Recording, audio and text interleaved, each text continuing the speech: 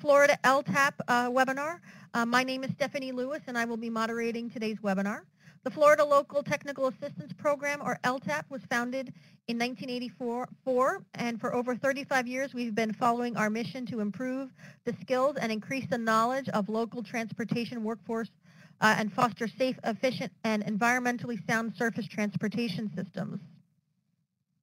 We are here to serve you, and we do that through training, workshops, technical assistance, workforce development. I encourage you to reach out to us so that we can support your local agency. You can find us on the web and on various social media platforms. If you would like to request professional development hours for today's webinar, please be sure to stay until the end of today's presentation, and upon the completion of today's webinar and Q&A, a survey will appear on your screen, and you will need to complete this survey to receive your PDHs. As noted, if you are an out-of-state attendee, you need to verify with your corresponding state board if you would like to receive your PDHs. And now let me introduce you to our presenter today. Dr. Tian Zhang founded the Transportation Engineering Program at UNR and Cater. He's active in several transportation organizations. He has served in two major committees for TRB, the Highway Capacity and Quality Service Committee and the Traffic Signal Systems Committee. He is currently the topic area manager of the World Conference Transport Research Society and oversees activities in the area of traffic management, operations, and safety. His specialty areas is traffic signal systems and operation, highway capacity, and integrated freeway and arterial operations. And with that being said, I'm going to hand today's presentation over to Dr. Zhang. Dr. Zhang, take it away. Thank you, Stephanie. Yes, this is Song Tian, actually. Yeah, good afternoon. I know it's still morning in the West Coast. I'm actually talking to you in Massachusetts, so I'm on the East Coast. Stephanie already talked a little bit about myself. So this slide has some information about myself. I don't need to spend more time to talk about that. This second slide is more of a kind of a advertisement for our program. So it just listed some pictures and the awards our students received. So we do focus on very practical oriented research and practice. So you can see our students have won many best student papers at both the national level and the district level. So what I'm going to talk to you today is actually all goes along this line. I call it the critical aspects in signal coordination. So simply, I name it mode. Managing signal coordination timing data, optimizing timing plans with minimum data, diagnosing timing errors in the field, and evaluating coordination quality. So I need to make it clear, the title is about technology applications. Adaptive system is a new technology, but that's not the focus of my presentation. I'm not going to talk about adaptive system.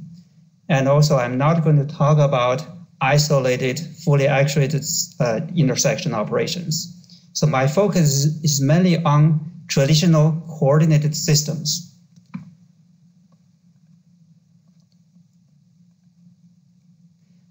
Now, to kind of expand, exactly what about this mode? So managing signal timing data. So this is what I'm going to talk about is, for our coordination signal timing data, do we really have right now? Do we really have a good tool to manage all your signal timing data?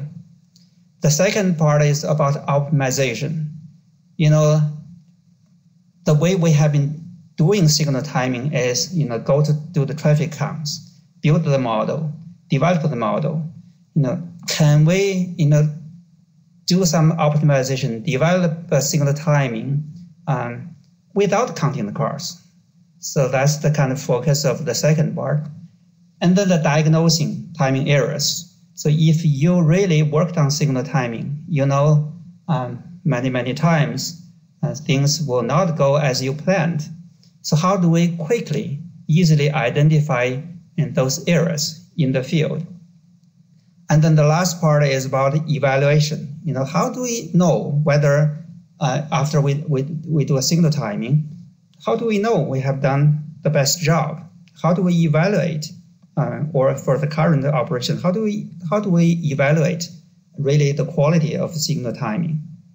So these are the kind of 4 things that I will be focused on, and I'm going to have some case demos and also mention the technologies available to help to address these critical aspects. Now, first, talking about the management aspect. So earlier I asked, you know, how are we really managing our coordination timing data? So the most common way is, you know, we have software, right? I listed a few. Synchro probably is the mostly used signal timing software now. And then before we had Transit 7F, Parser 2, True Traffic, Vistro. So all these software, yes, you can store your signal timing data in this software. The problem, you know, if you have worked on signal timing, the problem you probably already realized, you know, for each timing plan, basically, AM plan, midday plan, you know, PM plan, each one we need to create a file. And a lot of times we time a corridor one by one, so there are many files created. So every time I request the timing from a city, so they have to go through to search all these over hundreds, several hundreds files. So that's the management side I'm talking about. You know, it's really, we need something to keep all your timing plan in one place so that you can easily view whether you have a good timing plan, how to make an adjustment. Besides the software, some of you may say, yeah, we have, you know, for any agency, for most of the agencies now, it's all centralized the system. So why don't we our centralized the system? You know, I listed a few of them. You know, ATMS, Econless, Centrex, you know, Intellect, Maxview. These are all their central software systems. Yes, the signal timing plans are all stored in these central systems. But this central system, you have to realize the primary usage of such systems is to viewing or monitoring signal in real time, the signal status. So most of them do not have the optimization function. And also it's not easy to really view or extract the particular timing plan from such a system. So that's all. I kind of want to just mention, you know, we do face this issue, managing the timing. Now, yes, you know, we do have other tools available, but I want to kind of spend really the time to talk about the next 3 things. Later, if you do have questions about this data management, what tools are available, I can come back to talk about that. Now here, there is a poll. I'm going to talk about optimization, right? Earlier I mentioned, can we develop a signal timing, optimize a signal timing plans without having to count the cars, count the traffic at all the intersections? Okay. Here I can see, you know, the majority favors, says the statement is true. That means you must or should collect intersection turning volumes in order to develop coordination timing plans. So I can see here the majority are saying, yeah, you have to do that. Okay. that's okay. Later, I will explain, why traffic volume is not always necessary. Okay, you can still vote or anything, but I have a general idea. It looks like the majority do favor, we should count cars.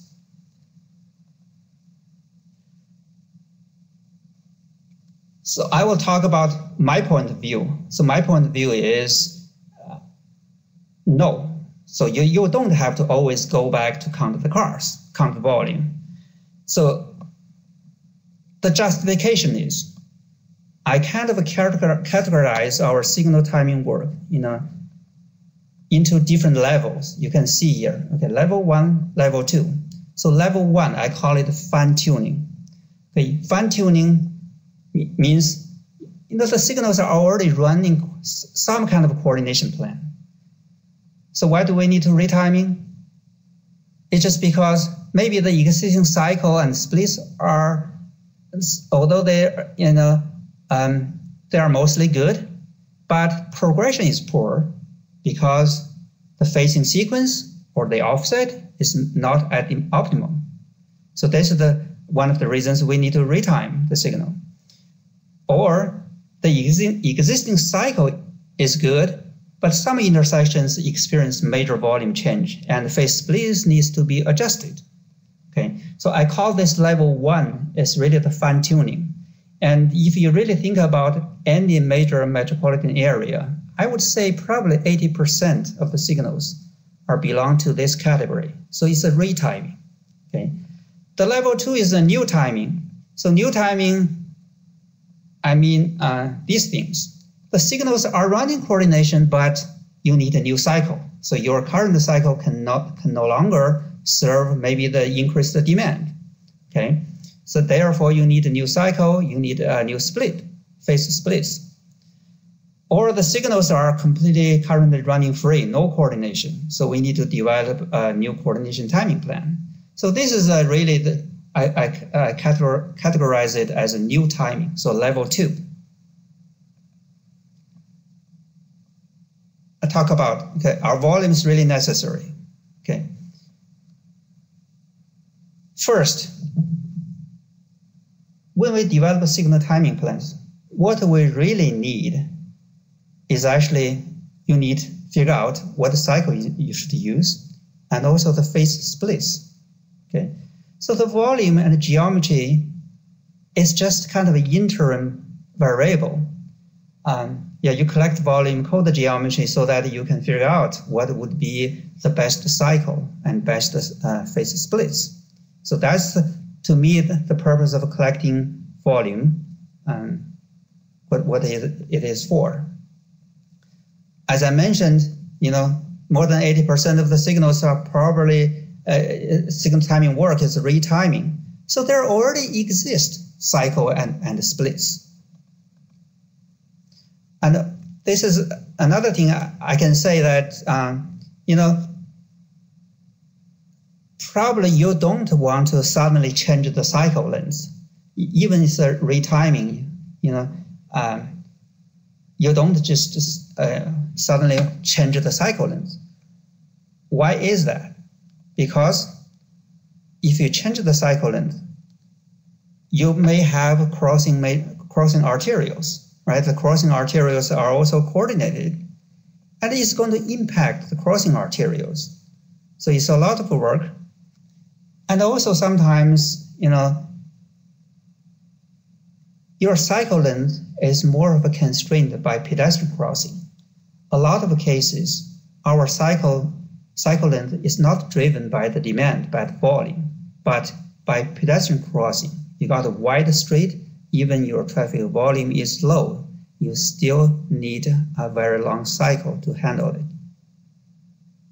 So if we don't change the cycle, okay?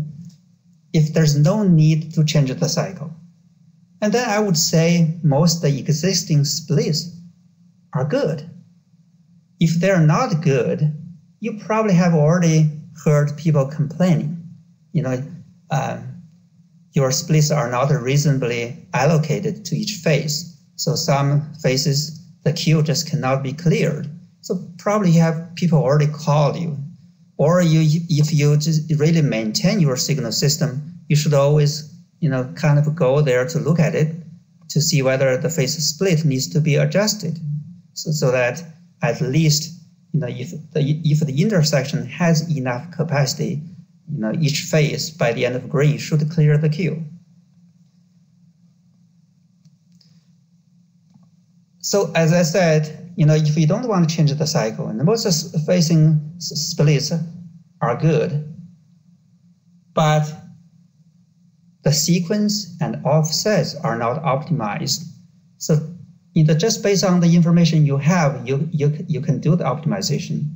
And later I will present you a case. It's just simply changing the sequence and offset and how much improvement you can get.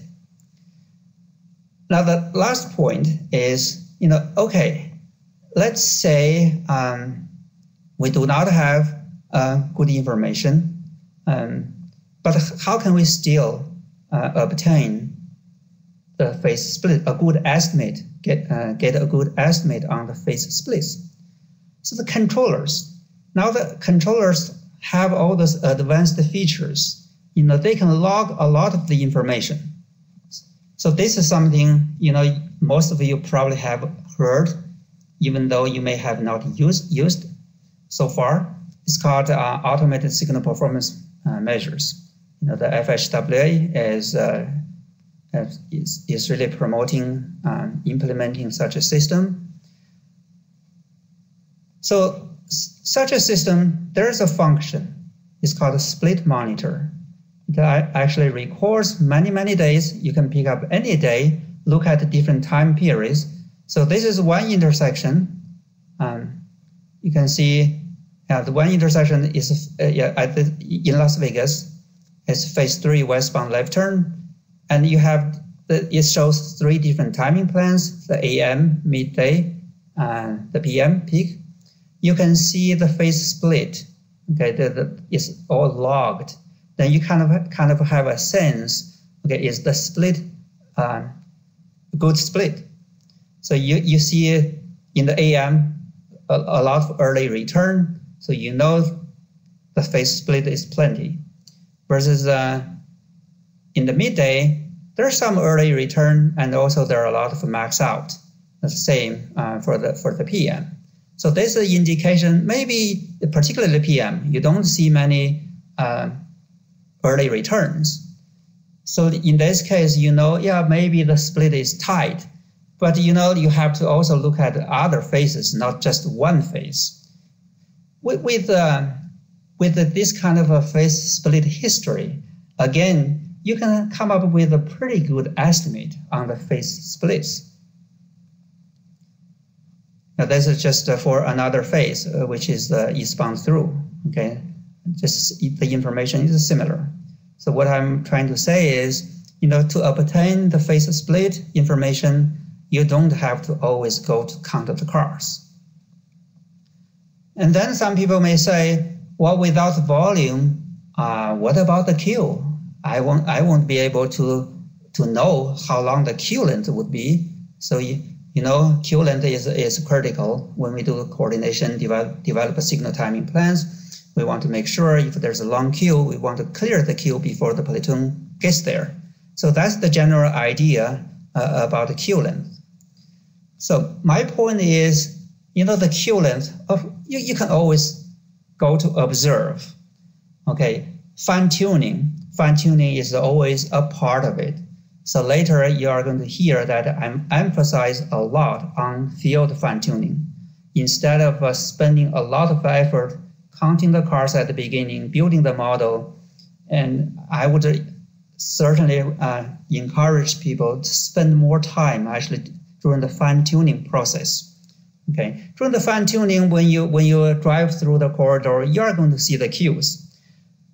But in many cases, the queue length, even though the queue length is there, it's not always you can shift your offset earlier to clear that queue. You have to see if you do that, how it's going to impact the other direction. So the example here I'm showing you can see this is a kind of a timing plan, the two intersections. The two colors, the blue color is showing one direction, the green is showing the other direction, and then two vehicle trajectories. Now you see there's a queue there. I don't know whether you can see my cursor. Hopefully you can see my cursor. So the blue one, there's a queue. The south one, there's a queue. So how do we remove this queue? The only option, if by changing the phasing sequence, you cannot accomplish to clear the queue, then the only option is to move the offset.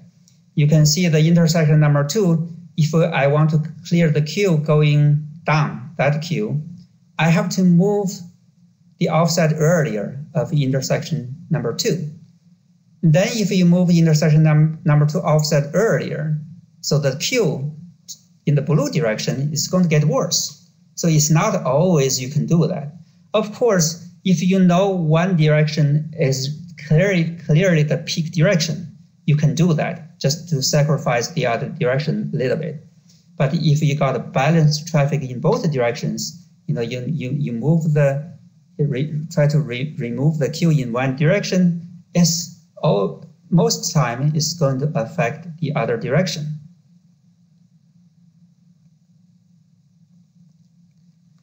So I talked about optimization without volume. Again, I know some of you, maybe a lot of you, disagree with my opinion. That's okay. We can always debate on this. Actually, once I posted kind of a question on the IT forum. So we had a lot of good discussions. So there are people on both sides. The third thing I'm going to talk about is that diagnosing part. So diagnosing means, we spend a lot of time, develop a timing plan, and program it into a controller, and then you go to the field to fine tune and test. So why issues, problems can happen? Why the timing do not always run according to what you intended to? Okay, so I listed a few things. These are the real-world issues, the real-world challenges, why the timing you programmed do not always run according to what you designed. The first thing is about the speed. Okay, when we develop signal timing, we always choose what kind of progression speed we should use. Okay, and then we come up with a timing plan. In order to make fewer stops, then you have to follow that progression speed. But a lot of times, you just cannot do that. Okay, there's maybe a queue in front of you. There are vehicles turning in, turning out in front of you. There are pedestrians crossing in front of you. That will all affect your actual driving speed. So if you couldn't follow the progression speed, then you're not going to get the kind of a progression as you wish. Early return, because most of our signals are actuated. So there's always the case that the side street can terminate earlier, therefore resulting in an early return to the main street. So if your early return is significant, you leave the upstream intersection earlier, then you could end up with a stop downstream. So the early return, how do we know? How can we know quickly this is a typical normal situation, early return? Or could be just a wrong offset. You programmed a wrong offset. Or could be the signal in transition. So we need to quickly identify whether it's just typical early return. So I already mentioned wrong offset reference.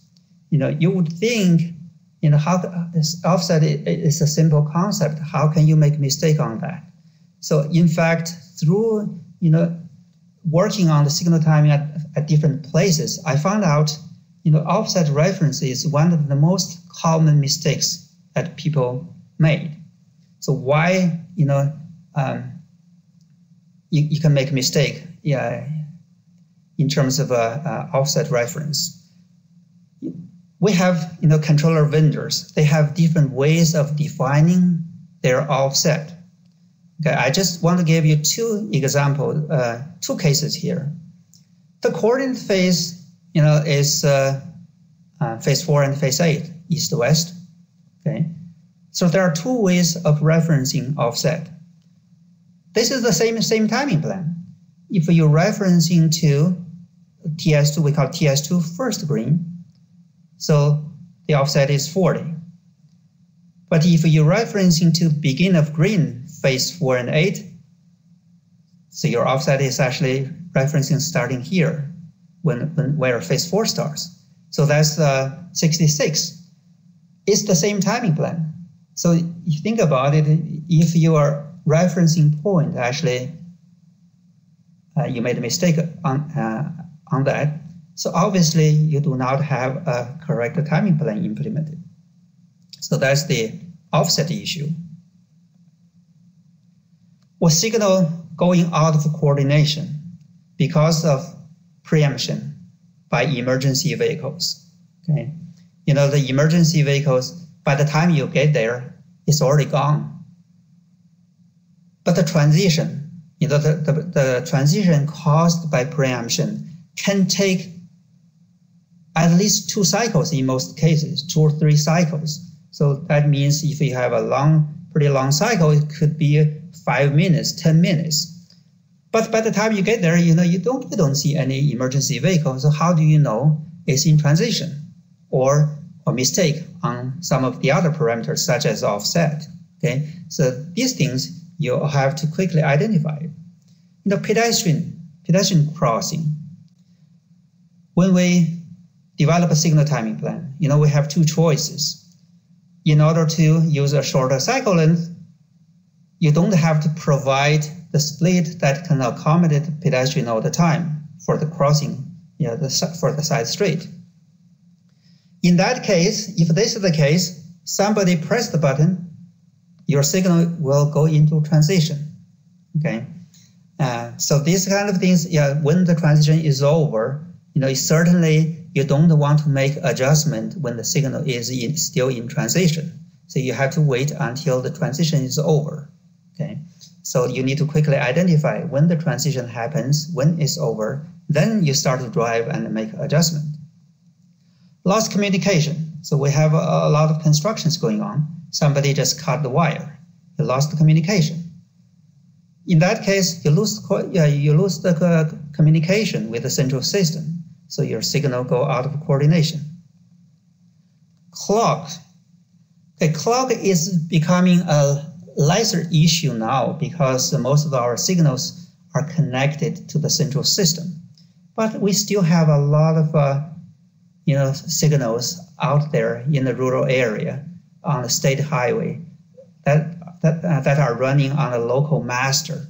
Okay, so somewhere if you lose the communication, okay, the clock drifts, right? And then even you put the correct timing, but the clocks are different. In that case, you're not going to get the progression that you desire. So all these challenges, all these issues, hopefully you'll agree. So probably it's something you have experienced all the time. I want to show you a case. Okay, so here is a timing plan. Again, the green, in this case, the green is the eastbound direction, and the blue is the westbound direction. Yeah, if you look at this timing plan, there's no doubt it is a pretty good timing plan, right? And you can see there's pretty good bandwidth both directions. Of course, the cycle, they used the 180-second cycle. It's a very long cycle, so you get a good bandwidth. So if you drive, you shouldn't make a lot of stops. Okay, now further explain, maybe I don't know how many of you have actually seen a time and space diagram represented in this way. I just kind of want to explain so that when you look at this time and space diagram, what the colors and the lines, what really, what do they really mean. So I kind of enlarged this first signal. You look at it, we all know the red. Red it means on the main street is red, on the side street is green. So on the main street is the 4 phases, 1, 2, 5, 6. So we put them into 2 bars, like dual ring, and phase 2 leading, and then phase 1 lagging, phase 5 leading, phase 6 lagging. Okay, so this is how you should look at the time space diagram and this the signal timing. Now, here I'm showing you a few vehicle trajectories. Okay, so this is when we recorded while driving on the corridor. By the way, this site is in the Bay Area. Caltrans belongs to Caltrans District 4. Okay. By looking at the trajectories, I don't know whether you can tell some intersection or one intersection clearly something is not right. Okay, it's not here. Okay, it's not here. It's not the first one. Yeah, first one. How come you go through red? So remember, these are all actuated. So red means that's the phase for the side street. The side street terminated earlier. So that doesn't mean the timing is wrong. But if you look at the intersection, distal in the middle here, okay, going eastbound, the blue, the green, it's supposed to be green, but we made 2 long stops there in both cases. Then you can immediately tell something is not right here, okay? So I spent a lot of time with the engineers there to identify what is the problem, okay? Eventually we realized first they found out the memory chip in this controller got corrupted. So pretty much the signal had been running free. So later they also found some issues about the clock issue, because not all the signals were communicating with the local master. Okay, some had the GPS clock, some were connected to the local master, and they both have a different clock. So that's what happened with that intersection. Okay. So this is another case. Okay, this is in Las Vegas. Again, by looking, we have 4 trajectories here. So 1, 2, 3, 4. Okay. If you look at those trajectories in the middle intersection, okay, trajectory 1, 2, and 3. So again, by just looking at the trajectories here, you cannot say something wrong with the intersection. It could be just normal early return, and sometimes you can even skip the side street phase. But if you look at the trajectory number 4, okay, the blue direction, supposed to be green, but we made a long stop, and then something is not right at that intersection. And I can show you, this is trajectory, that's what happened. On the main street, when it's supposed to be green, it should be green, so you don't usually gap out the main street phase. But in this case, it's red. I think to give you a sense in how this works in the field, there's a video. Okay. So can you play the video, Stephanie? I was talking in the video, just ignore the conversation. I don't think so. You see here, this is telling you how many seconds remaining on the main street, and I intentionally slowed it down so that you can see it's getting close to the main street green, you will see it's just turned yellow. Okay, you know this is a normal. Okay, fast forward. Okay, going through that intersection, no problem. So this is where we had the issue. You're supposed to have 40 seconds green remaining. But you look at the signal, it's red. Okay. So this is the indication something is wrong with that signal. Okay. Again, what was the issue with this intersection? So in Las Vegas, most of the signals are using the controllers of traffic wire. So it's under ATMS, except a few intersections still under an old system called I2. So that intersection was not part of the ATMS. So I'm pretty sure something is wrong with the clock, or it's just the timing information is not correct. This is another thing that I kind of want to just say a few things about it. So I don't know how many of you have heard about this connect the signals. Okay, it's a company in Oregon. Basically, they talk to the agencies. The agency will broadcast real-time signals status to this company, and then they have this. They developed an app and also a website where they can display the real-time status. Okay, so these intersections you probably noticed, since this is done by Florida LTAP, so I just picked the city where in Tampa they actually implemented this system. Okay, I don't know how many people are actually using their system, this application, but to me, it's very useful for me to make sure before I go to the field, I want to see whether the timing I intended to implement to run actually matches what is showing here, which is in real time.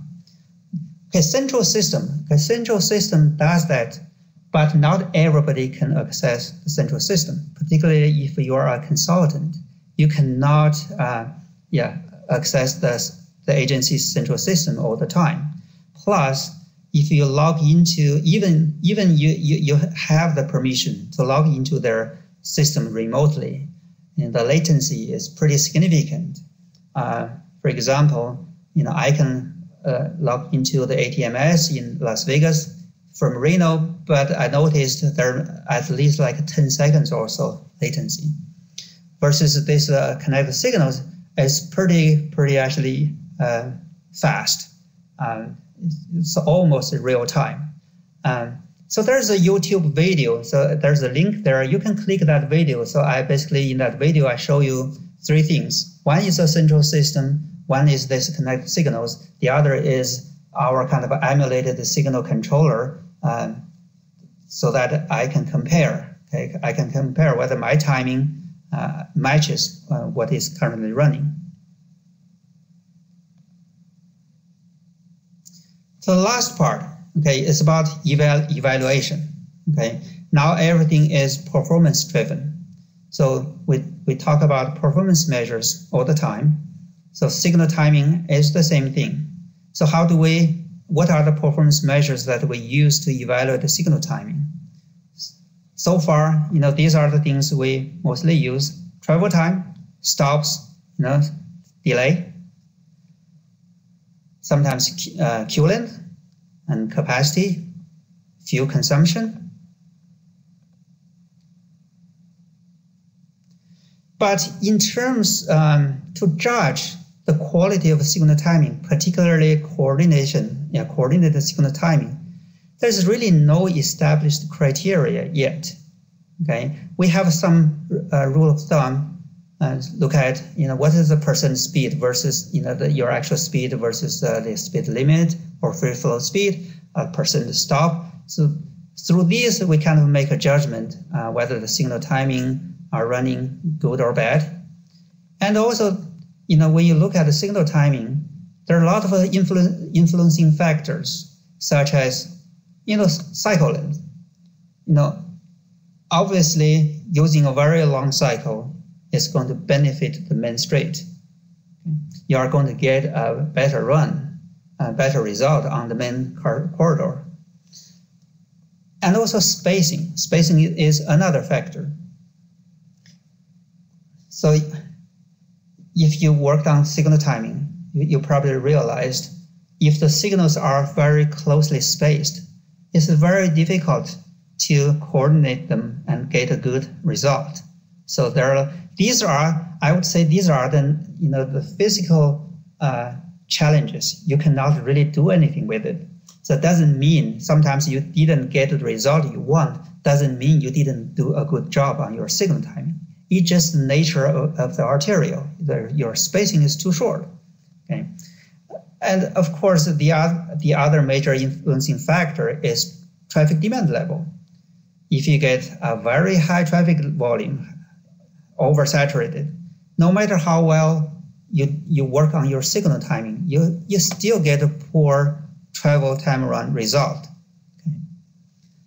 So arterial performance measures.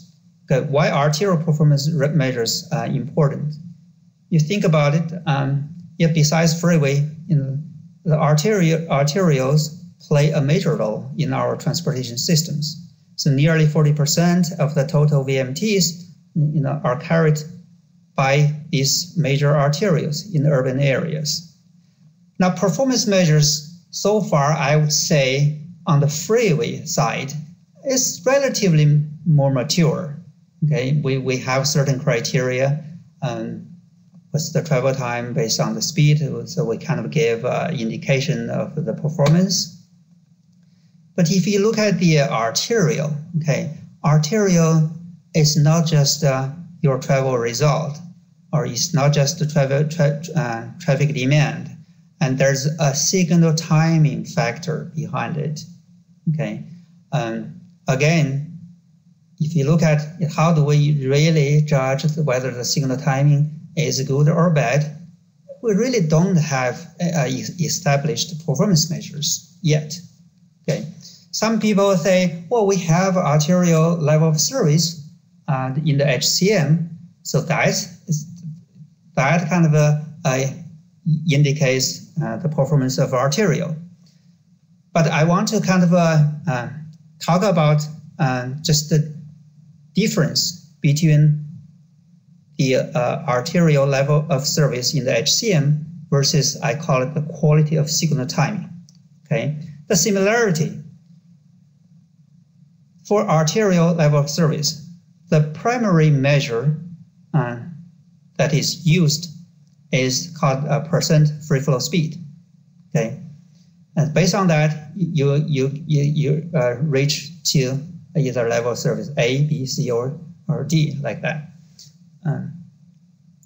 Versus quality of signal timing, of course, speed, stop, and some other measures are also important.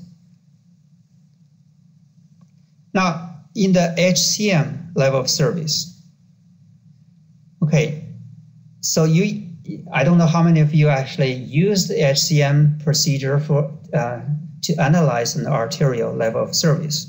So basically, you put the geometry, you put the traffic volume, and it will calculate the performance, assuming you have an ideal optimized timing plan. Then you get a level of service. But quality of signal timing is largely dependent on how well you have done with your signal timing. Maybe through the following example, it makes a little bit more, make it more clear. Is that so? The example is like this. Suppose the arterial speed limit is 45 miles per hour. So based on the traffic demand and arterial geometry, the HCM analysis would yield a certain level of service, such as level of service speed. And this result, will not change, because it assumes there's an ideal timing plan there. But the actual arterial speed can vary depending on the quality of your signal timing, your coordination. So, for example, if the actual arterial speed is only 25 miles per hour, which is about 56% of the free flow speed, so it's equivalent to HCM level of service C. So what this suggests is that your quality of signal timing is not at its best. If your timing is good, you should get at least B. Or sometimes, this has not been tested. Something I always want to do. Can we actually get a better result than what the HCM indicates? So these kind of things. So hopefully this example gave you an idea. The quality of signal timing I'm talking about is different from arterial level of service. The quality of signal timing is purely to assess the signal timing side. So what's the state of the practice? Yeah, we have a lot of signal timing projects. How do we really do the evaluation? Before, after, that's what we typically use. Okay, so before you implement the new timing, you do several runs, you collect the travel runs, you gather the performance, and after the new timing, you do another set of runs, then you compare whether improved or not. But these kind of before-after studies cannot really tell, do we still have room to further improve? Yeah, you may have done a good job. You reduce the travel time, reduce the stop by 30%, but is there still room to improve? So before-after studies won't be able to answer this question. Now, which agency, has something close to what I just mentioned, quality of signal timing? So as far as I know, the only agency that has something similar is in California, Orange County. So they established what is called Corridor Synchronization Performance Index. Okay, so it's a score based on three things. What's the average speed? What is the number of stops? And stops per mile, which is kind of an indication of the density of your signal spacing. Okay. Now, earlier I mentioned the Purdue system. The system developed by Purdue University and now is being implemented in many agencies throughout the country. So that system, to me, is still a link-based performance. So that will tell you between two intersections whether you have whether the progression is good or bad. It doesn't give me an arterial view. So if I have 10 signals, if I drive through these 10 signals, how many stops I make, what's my travel time? So that Purdue system, as far as I can tell, cannot easily give you that information. And also, the controller, you need to have those features to be able to record and report some of those measures. So what I'm going to show you is something that I call it a framework, just to kind of further enhance what the Orange County's Corridor Synchronization Performance Index. So hopefully now you realize the difference. Purdue system is based on detector data versus the Orange County one is all based on trajectory, the trips, the typical travel runs. So that's the kind of a major difference. Okay. I guess first I want to kind of introduce, if you're not aware of this Corridor Synchronization Performance Index. So this is how the methodology works. Okay. So there's a speed, you can see speed, and then there's a green per red. Green per red really means, so red is a stop, right? So every stop, how many green lights, how many signals you passed before you make a stop, then stops per mile. So based on those measures, you get a score. For example, speed. If your average speed is 34, you get a 36 score. If your green per red is 5, you get 40 score. Okay. If your stops per mile is 0.7, you get 33. Then they just simply add these three to come up with a total score. Yeah. And then they have this kind of a category, tiers. So if your total score is greater than equal to 80, that's pretty good, very good progression. If the 70, between 70 and 80, it's not so good. It's still good, okay? If it's less than 50, for example, it's pretty bad, so tier 5. Therefore, you should focus on your effort on the poorly operated corridors. So that's the idea behind this performance index. Now, the issue, okay, I didn't mention, what is missing here, okay, about this methodology. It's a good starting point, but something key information is missing here. Okay, for example, well, you got a speed 34 miles per hour, but you achieve this based on what kind of free flow speed or speed limit. That information is not there. Okay. Now, about the stop here, which is the second, green per red. Yes, you passed 5 signals before making a stop, but this one stop really doesn't say, is that a long stop or short stop? A 5 second is a stop, a 30 second is also a stop. Definitely you shouldn't get the same score. Okay. The other information that is not here is what cycle length did you use? If you used a 5 minutes cycle length, of course you are going to get a very good run on the main street.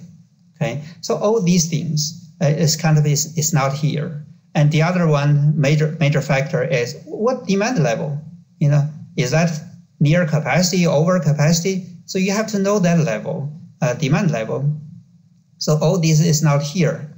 So what we are trying to improve is just based on the same idea. It's a trajectory based, and then try to see whether we can take into consideration of those factors I just mentioned.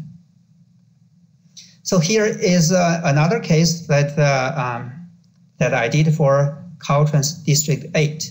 Okay, about 10 signals in a small rural area.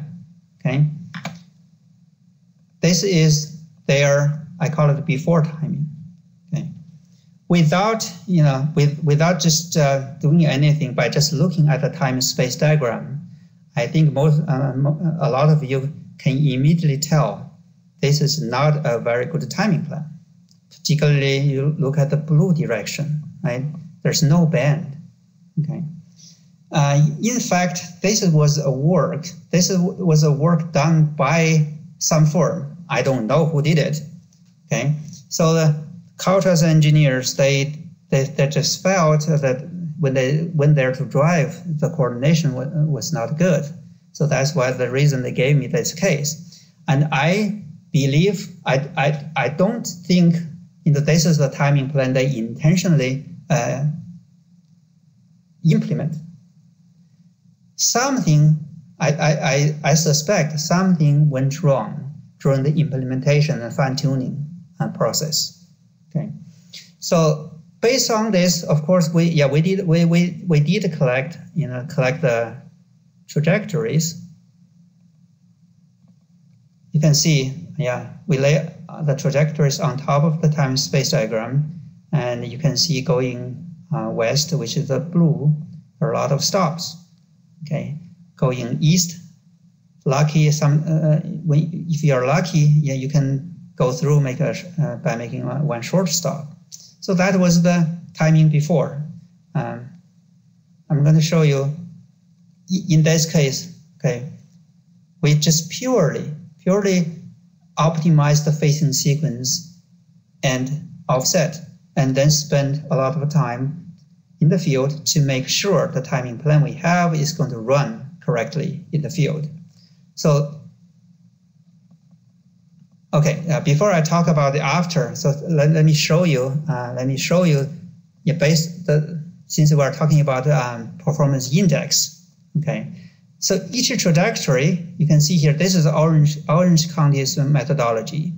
So each trajectory, it shows what's the average speed, okay, what is the greens per rate, and the stop per mile. And then each one of them, you get a score, okay? So the total score listed here. And the average, if you average all of them, you get 59. So we know 59 is not a very good score, okay? So this is Orange County's corridor synchronization performance index. This is what we did at UNR. That's where I'm working. Again, we use the similar information, the average speed, then we compare over mainly the speed limit or free flow speed. You achieved 54%. So based on that one, gave you a score. Number of stops is 4. You know, I mentioned earlier, stop, you have long stop, you have long stop, you have short stop. So we convert them into, we call it the standard number of stops. So after the conversion, it's a 4.6, okay? 4.6 standard stops. So all these details, I don't have time to explain here. As you just know, it's very empirical based. We do need good research to support these ideas. Okay, now you know the total number of stops, and you look at how many signals you have, so you get a percent stop. Based on that one, we get another score. And we combine both weighted by using a weighted function to come up with a total score. We call it original score, okay? And then these are the factors, adjustments that I mentioned earlier. Cycle length. If you use a shorter cycle, I gave you extra credit. If you use the very long cycle, I will deduct the credit, the points. The spacing. Yeah, if you achieve this with a very tight spacing, you get more points. Okay, in this case, no points deducted or added. That means the average spacing is kind of average. So after the adjustment, this is all based on like 100 scale. Then you know 46 is F, 67, you get a D+. So overall, you get westbound, you get a D, eastbound, you get a B+, and average is got C. Okay, so that was the this is the before performance. This is after. As I mentioned, by simply changing the offset and facing sequence, you don't have to count the cars in this case. This is what we the kind of performance we achieved. Okay, you look at both directions. The progression, you can tell, is a lot better. Yeah, you may notice this one. So what happened in this one? So it's it's within the green band. How come it made a stop? So in fact, this is a preemption case. So a preemption happened. We just happened to saw that. To see that fire truck. Okay. So based on these kind of travels, and then here are the scores. Okay. Now, according to Orange County criteria, we get 99. Okay, so above 80, which is very good. Based on our the UNR methodology, and you get A. So this is what eastbound, the reason it got A minus, because we also included that the run which when the preemption occurred. So when you actually do the evaluation, you should not include these kind of travels because they are not representative travel runs. It's during transition, preemption.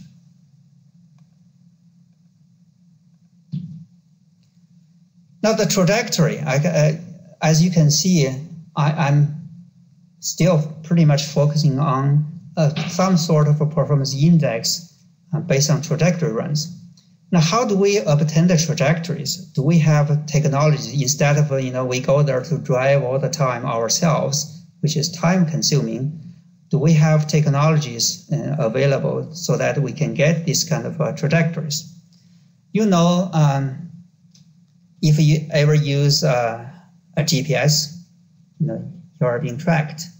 You use a Google, you open the Google app navigation, you are being tracked. So Google, Uber, so all these kind of companies, they have the data, but unfortunately, so far, they are not willing to share the vehicle trajectory data for our, transportation purposes. But there's one company, Metrovia. So when Metrovia, I don't know. Later, you can do a little bit of search about this. It's kind of an app just encouraging people to drive when during off peak to go on the routes that are not heavily congested. So by using this app, of course, they know your trajectory. And so I was able to actually obtain some of them. So this is in Tucson. Okay. I was able to obtain some of the trajectories from their system. Okay. I'm just hoping someday, those internet companies, they have their data open and they can provide this kind of a trajectory data. Then we don't have to drive on our own. We can automatically gather those and look at the quality of progression and signal timing. Well, kind of to summarize the key points. So pretty much, my presentation goes along with these four things: the mode, managing the timing data, optimizing without volume, diagnosing in the field, and evaluating using some sort of performance quality of a signal timing index. So again, I mentioned, signal timing can be done without volumes. Whether you agree or disagree, we can always debate, but at least that is my opinion. I have done many cases. I'm not saying,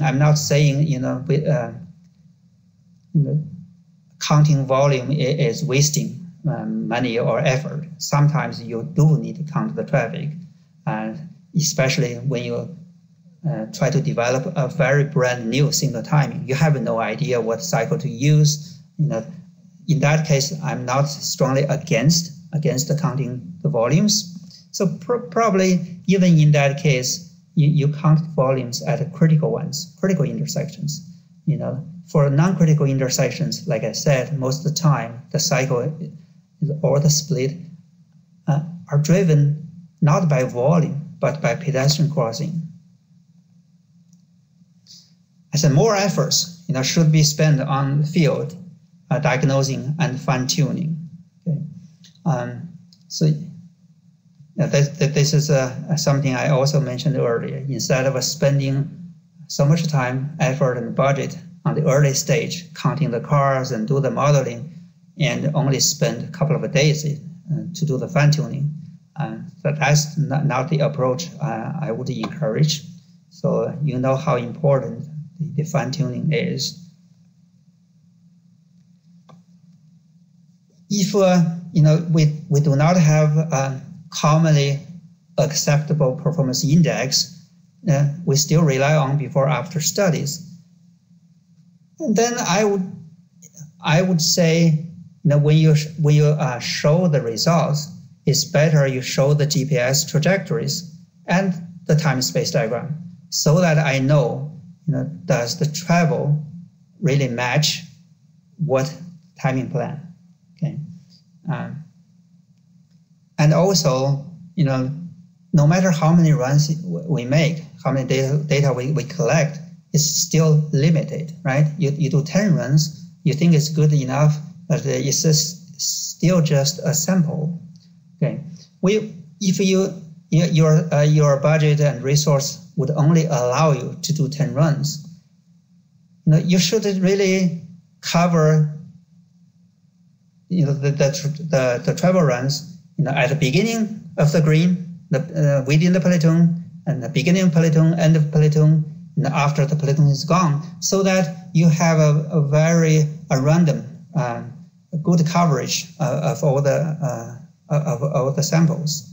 So that's what I mean. So if you have GPS tracks laid on top of the time and space diagram, then you know, oh, it's not always at the beginning of green. Okay, so we have good coverage of different part of the cycle. Now, so eventually, this is something definitely I would think is very important. It's a quantitative performance index, either score-based or grade-based, so that we can cross-compare arterial systems. We know where there's still room to improve. By simply identifying where the travel runs are not good, where the corridors are congested, it's not really a good way to identify where signal retiming should be done. You really should look at where you can improve, still have room to improve. Sometimes maybe just because the volume is so high, you have already done your best. So there's not much room to further improve. Why do you want to work on the signal retiming on those kind of corridors? Well, sorry. Okay, that's not what I wanted. The last one is actually intended for people working at the universities. We do have this kind of education tool. It's called PASS. But I know most of the audience are practical engineers or people from agencies. So I'm not going to spend the time to talk about that. And we are also getting close to the time allocated. Lastly, here are a few things if you want to dig into to look at the work that we have done. So UTC, University Transportation Center, kind of had a couple of spotlights about the research we do. This is what I'm teaching the students how to do signal timing. And also I made a presentation talking about whether adaptive signal control systems are a solution to urban congestion. Okay. I think that's pretty much what I want to cover. And we have about 20 minutes before the end of the webinar. So I will see what kind of questions you may have. Okay, thank you so much, Dr. Tan. It does look like we have lots of questions in the Q&A box. So we'll spend some time going through those questions. And then we'll wrap up for today's webinar. So the first question comes in and says, have you seen any jurisdictions adapt signal performance measures as their local performance measures? For instance, here in Oregon, the state uses VC ratios to evaluate signal performance, and many jurisdictions use level of service for traffic impact studies. It says, do you see ASTMs becoming an alternative performance measure? So the question, I couldn't see the questions. You have to read it to me, right? That's okay. Yeah. Yes, ATPSM, automated signal performance measures. That's the FHWA produces system I mentioned. Like I said, that is mostly link-based. It tells you, between two intersections, how the progression looks like. In terms of who are using it, I know Utah DOT, they are the first agency to implement this system. So I know they are actively using that to kind of guide their signal timing work. I know several other agencies implemented it, but to the extent how much they're using it, And that part I couldn't comment. I know Las Vegas. Las Vegas also is among one of the earlier agencies to implement this. As far as I know, they are not heavily using that system. You mentioned Oregon using VOC, a level of service. That, in my opinion, those are not, the things that I'm talking about. Those are not for evaluating the quality of a signal timing.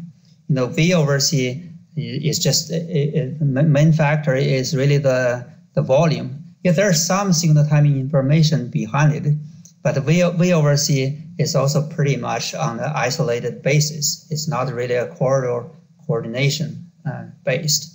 So hopefully I answered the question. Okay, the next question comes in. It says, is the time-space diagram the actual time-space diagram that is happening in the field? Good question. Yeah, that's a modeled one. It's not what's happening in the field. So the modeled one, that's why you saw some vehicles actually went through when it's red. So because early return. So it's modeled. It's not real time.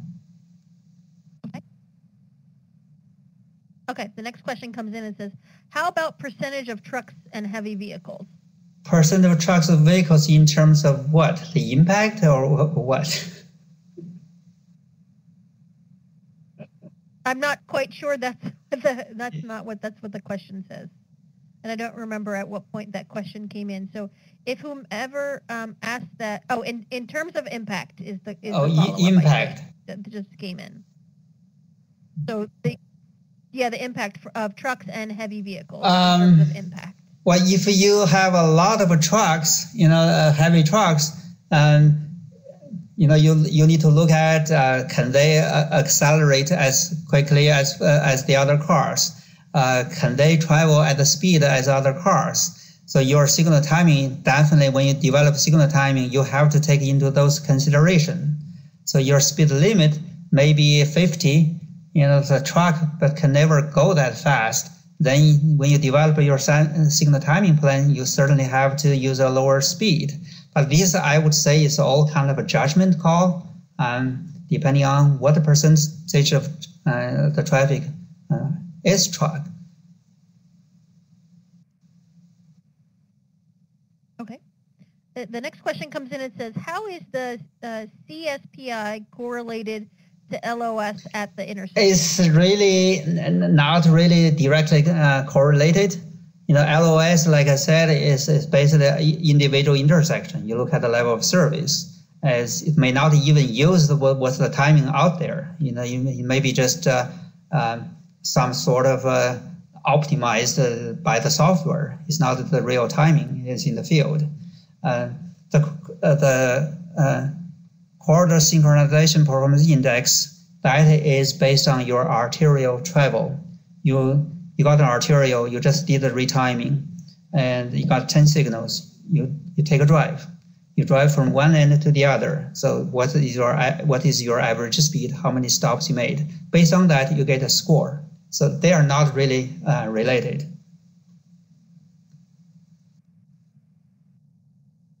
Okay. The next question comes in and says, how can 5 runs on a random day be good representation or good representative of the traffic conditions? The data can be can you repeat it again? Sorry. Yes, it says, how can 5 runs on a random day be a good representation of traffic conditions? Where these 5 runs come from?